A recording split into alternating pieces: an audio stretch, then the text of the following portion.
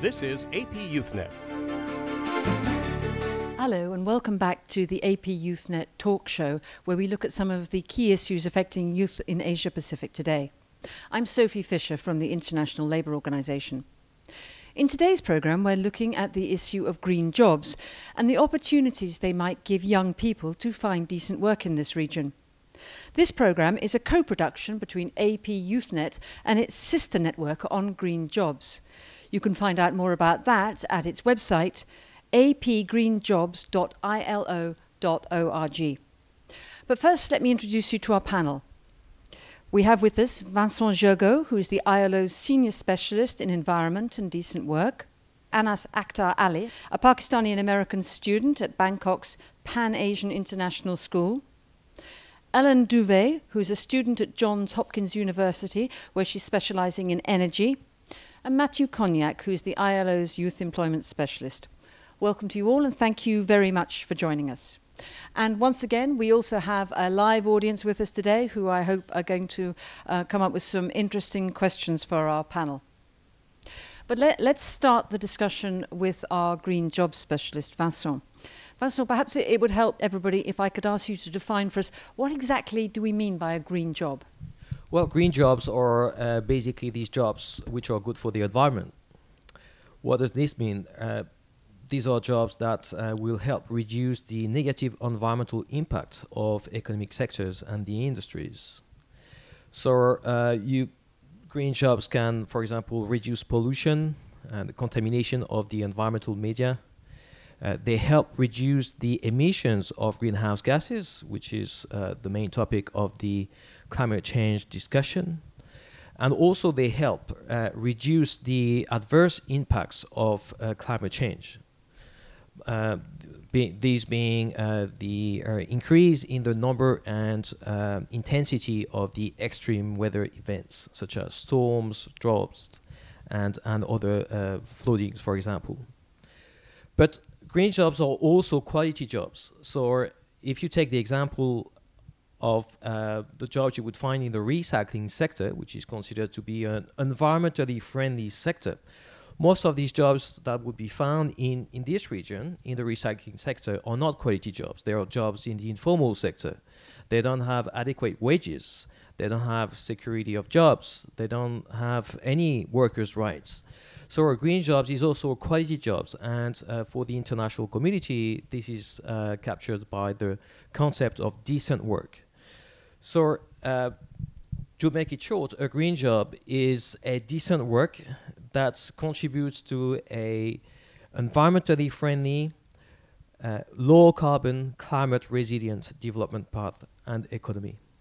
Matthieu, perhaps I can ask you, from the policy perspective, what kind of policies do we need to promote green jobs, or can we simply leave it to the market forces, to the market to create them? I think, like Vincent said, green jobs are jobs that are good for the environment, and they're also good for business. This is why the combination is very important. In terms of the policies, there is a certainty, which is that in the future, we will not have any other choice than to develop businesses that are green. Maybe the choice exists now. Maybe there was not such preoccupation in the past, but in the future, there is not that choice. Businesses will need to be green or become green. And so what does that mean?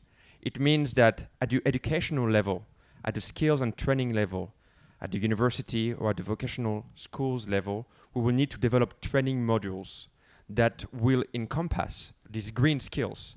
And so to come back to your question at the policy level, when it comes to educational policies, we need to be working very hard right now with those institutions and schools to help them develop those modules that will be beneficial for the young people in the future and for the future generations. Anas, when you're, as part of your education and what you're learning, the skills you're developing, are you hearing anything about green jobs and more sustainable industries, this kind of thing? Well, I haven't heard any. I haven't heard the term of green jobs until I just recently discovered the term green jobs.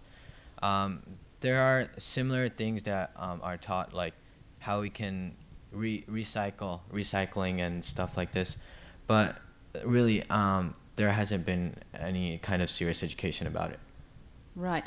And both Matthew and Vincent, when they were talking about green jobs, were also linking it very directly with the issue of sustainability and what kind of enterprise and commerce can actually last in the long term. When you and your friends are thinking about what you're going to do after you finish school, do you take into account at all issues related to sustainability and what industries are likely to prosper in the next decades? Or is it a case of simply getting whatever you can in the current climate? No, actually, we do look beyond what's going to happen, and we usually see what company really has a future and what company will go against the environment and will support the environment. So, like some companies, they are just like Coca-Cola. They just take water, and they have done something in India. So, like, we're against some of the companies, but other than that, we really look at what company would help the future. Right. Ellen, you're specializing in energy at Johns Hopkins. The energy sector is one which is talked about a lot as producing green jobs, both through conversion of existing jobs and new fuel sources being developed. Do you see any potential? What kind of potential do you see in that area? Are you asking for myself or in general for young people? Generally speaking. Well, generally I see a really high potential. I'm not sure, though, how big the potential for non-scientists will be. I'm a non-scientist, and of course, so I'm going to answer your question from my perspective anyway in the end, but I think that for scientists in the renewable energy sector, chances are really high, and this is good the way it is. They should be trained according to renewable standards, as you said, from early on, in order to really implement the new scientific results. Yet, for non-scientists, I wonder how big the role will be they will play in policy-wise recommendations, etc. So it's twofold. I do see huge possibilities, but I don't know how big they will be for all kinds of graduates. And looking at the industry at the moment, we've heard about there's a lot of policy movement towards clean energy sources. Do you see the investment going into it as well? Can you see companies moving in this direction and recruiting? Yeah, it's also a big question of reputation. I mean, companies today, from whichever sector they may be from, may it be beverages, Coca-Cola, or car manufacturers, they have an interest in producing sustainably. And so they do have an interest in investing in sustainable technologies, producing sustainable products. So yes, clearly I see investment going in that way. And is this because it's good business sense, or is this because it's CSR, corporate social responsibility? Well, I'm not really sure what to say. I think I'm a bit too young to really judge this. My personal impression is that it may be more CSR. But then I've never worked for a big company. I don't really know what's behind the gate. So I have the impression it's more about reputation. And yet, why not should they do it? They should follow the trend and go in this direction. And so it will also be good for the business in general. Vincent, Ellen says she sees jobs, green jobs for scientists, green jobs at the high-skilled end of the spectrum, but maybe not so much for the low-skilled end of the spectrum. What would you say? Right, green jobs apply to highly skilled workers as well as medium skilled and low skilled, in fact. So we have a whole range of different types of occupations that would qualify as green jobs. An example, obviously, is an architect who's trained in new techniques in the design of buildings to ensure energy-efficient buildings and the use of new materials. But you would have technicians who are trained in maintaining green technologies, such as compressed natural gas propelled vehicles. But you will also find workers in the agricultural sector, those actually trained in the production of organic food, for example. So I think you have the whole range.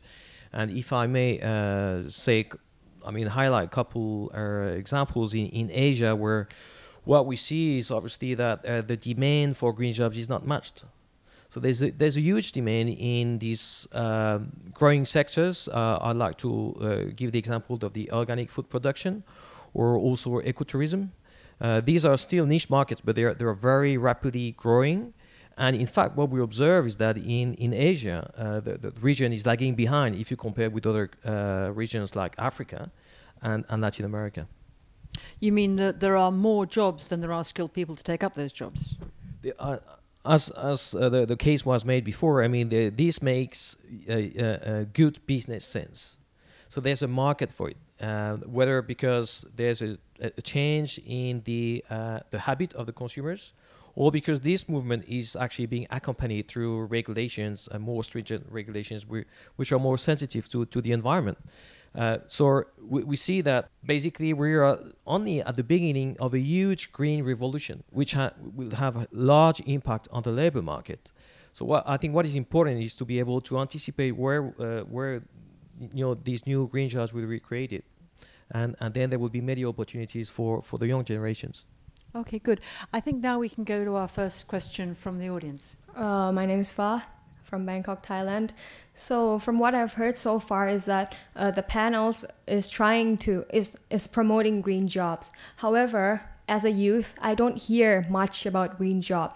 How do you promote green jobs in youth? How do you inform us that green job is going to be huge in the future? I'm just wondering if you are really informing us, or is it just the matter of the future that we would come to know? Matthew, I think that's probably a question for you. Well, it's a good question. Thank you very much for asking. And I think that there is a lot to do with the semantic, because we don't talk a lot about green jobs. But in fact, when you listen to the speech of your government leaders throughout the region, you see that there is a lot to do with the ecological impact of the policies, the government initiatives that are being undertaken. And I think that it speaks a lot to the young people at every level. I give you a small example. In Indonesia, the ILO has been involved with some biogas initiatives in some remote areas of East Java. What does that mean there? It means that the young people who were growing the small farms with a few cows now have an opportunity to save much time and much money by generating their own electricity out of the waste of the cows that they had. It also gives a little bit of free time for mainly women to have more time to work and develop parallel businesses, grocery stores or whatnot. So maybe it is there is still a lot of awareness raising to be done, but definitely in the politics that are undertaken, I see that green jobs are very much a flavor of the day. I don't know if Vincent would agree with this. Yes, I think this session is about sharing information about the future potential of green job creation, or jobs that are good for to the environment. I think you're raising an important topic here. Although we hear a lot about the issues related to climate change and environment in general, we hear less about the link with job creation, and that's this missing link that we're trying to address. And when it comes to developing programs and policies, we haven't really talked about them yet. But what are the policies that are required to ensure that this transition to a more environmentally friendly economy can also create jobs? I think that's key, because we see that we're in the middle of a environmental crisis, and this is only going to worsen. And we're also in the middle of a job crisis. And we have a youth employment crisis.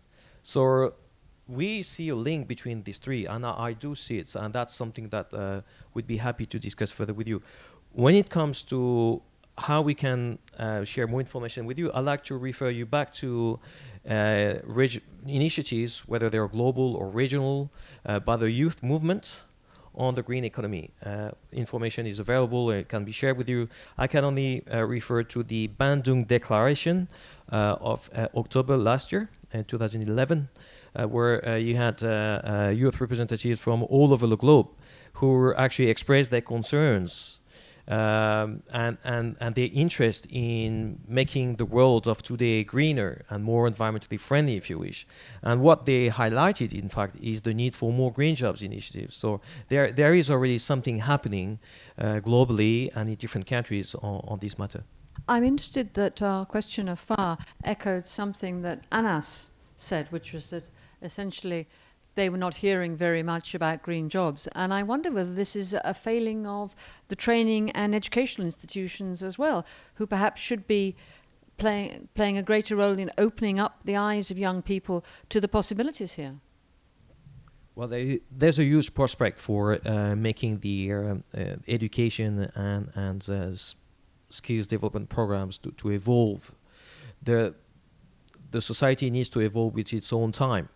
Now it's changing very quickly, and the green economy will have a lot of impacts. And something that the students and the young people need to put pressure on is to ask for the right education programs that address the issues of the time. Okay, so educational institutions need to keep updating their curriculum and taking in these new ideas. Ellen, just quickly before we go to the next question, do you find that you go to an international university, Johns Hopkins, do you find that they're very on board with these new ideas and latest developments? Yes, they're very on board. They keep us updated all the time, make us meet employers. I guess that's part of the idea of an international university. What I find interesting, though, about the concept of green jobs in general, and I started to think about it once I got to my university, is that basically the idea of green jobs is just a new way, and now I'm simplifying it, but it's just a new way of seeing the things we've been doing all the time. We were facing the challenge of climate change, and so we need to change our economy.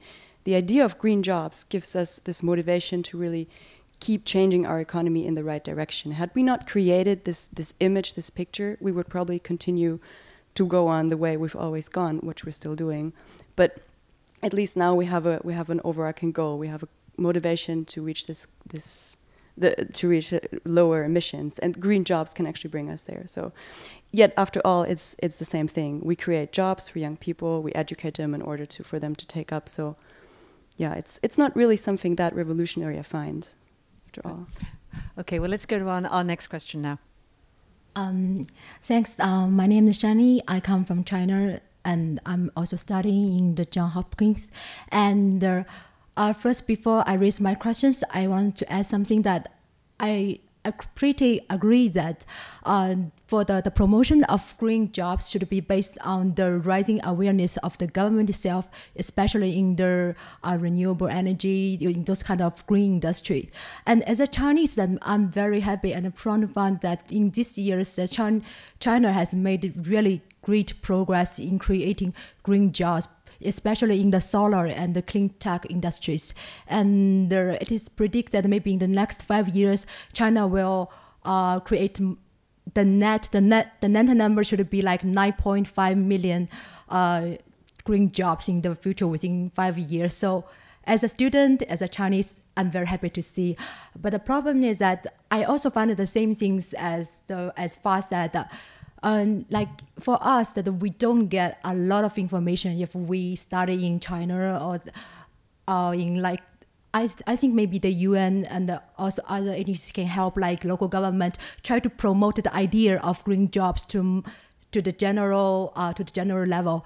And my question is that as I found something quite interesting is that now in the United States, the Obama administration is trying to promote green jobs, and especially, I think they've already started to do something. But the problem is that those kind of green jobs are not located in United States. Most of them, they are located in China. So such kind of like the policies, they have been served some criticism, especially from the domestic area of the United States. So how do you view those kind of things? And as what you said, that the green jobs should be based on the quality job. But I wonder here, what does quality means? Do you mean that those with quite acceptable salary, or how can you guarantee the quality and so I just want to know something about that. Thank you. Okay, so two questions there. The first, I think, about the export of jobs, green jobs, being actually located in one country with the investment coming from the other one. Let's take that first, Vincent. Okay, that question refers to green jobs as to other manufacturing jobs. Or it is true that some investments in some developed countries have a job creation impact in third countries where actually some of the supply chains actually are located. But this being said, I think I want to insist on the fact that there is a huge potential for green job creation in emerging economies. I'm happy that you mentioned that China is already the biggest green job creator in the renewable energy sector, because it's also the country that invests most in that sector. But again, there are other sectors, including renewable energy, and in many countries where there's a big potential for the creation of jobs at a local level, including in rural areas. So if you look at the whole spectrum of green job, or the potential for the creation of green jobs, you will see that through local economic development initiatives, through national regulations, you are able to create green jobs in the agricultural sector, in transports, including mass transit systems.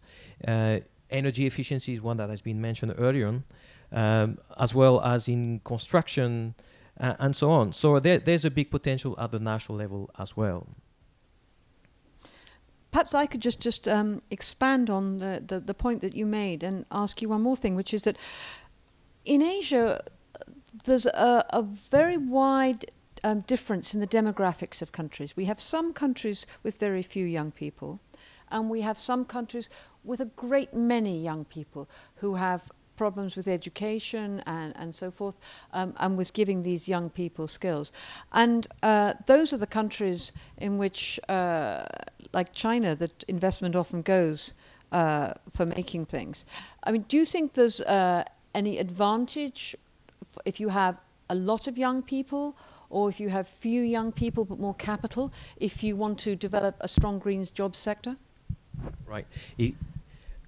If you allow me, I'd like to answer the second question very quickly on what needs to be done to ensure that the jobs that would be created and which are good for the environment are also quality jobs.